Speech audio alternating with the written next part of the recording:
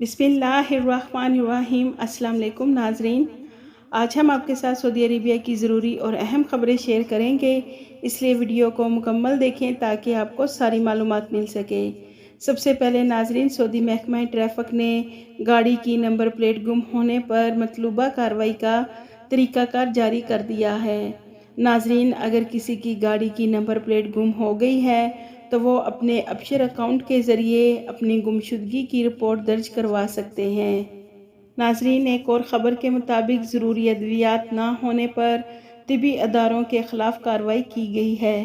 Saudi food and drug authority نے کہا ہے کہ اکتوبر 2023 کے دوران 59 فارمیسیز نے ادویات کی فراہمی کی پابندی نہیں کی، جس کی وجہ سے متعلقہ ادارے نے خلاف ورزیاں کرنے والے اداروں پر 1.8 ملین ریال کے جرمانے کر دیے ہیں۔ اس کے علاوہ ناظرین، سعودی وزارت انصاف نے کہا ہے کہ اکتوبر 2023 کے دوران ناجز پورٹل اور وزارت کے دیگر ای گیٹ سے 7.7 ملین سے زیادہ افراد نے فائدہ اٹھایا ہے۔ ناظرین، وزارت انصاف کا کہنا ہے کہ ناجز پورٹل نے 12 ملین سے زیادہ سہولیات دی ہیں۔ ان میں مقدمہ دائر کرنے سے لے کر الیکٹرانک عدالتی کارروائی، وکلاء کی جانب سے ویڈیو کارروائی، دستاویزات کے تبادلے اور عدالتی فیصلے شامل ہیں۔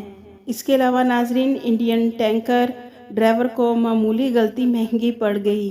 ناظرین، ماحولیاتی امن اسپیشل فورس نے مکہ مکرمہ ریجن میں ایک انڈین ڈرائیور کو گرفتار کیا ہے جس نے قانون کی خلاف ورزی کی تھی۔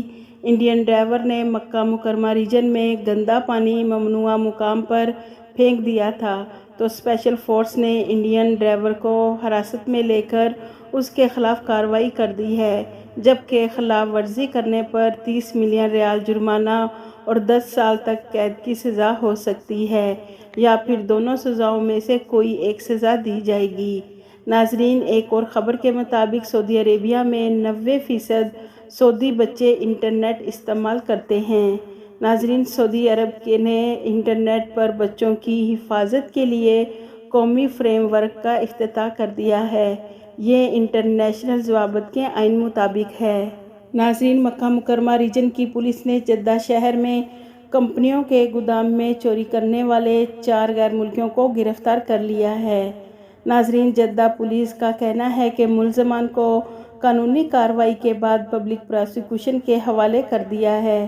جدہ پولیس کا کہنا ہے کہ ملزمان کا تعلق یمن سے ہے، جن کے خلاف کارروائی کی جا رہی ہے۔ اس کے علاوہ ناظرین، سعودی عربیہ کے مختلف علاقوں میں بارش کا سلسلہ جاری ہے۔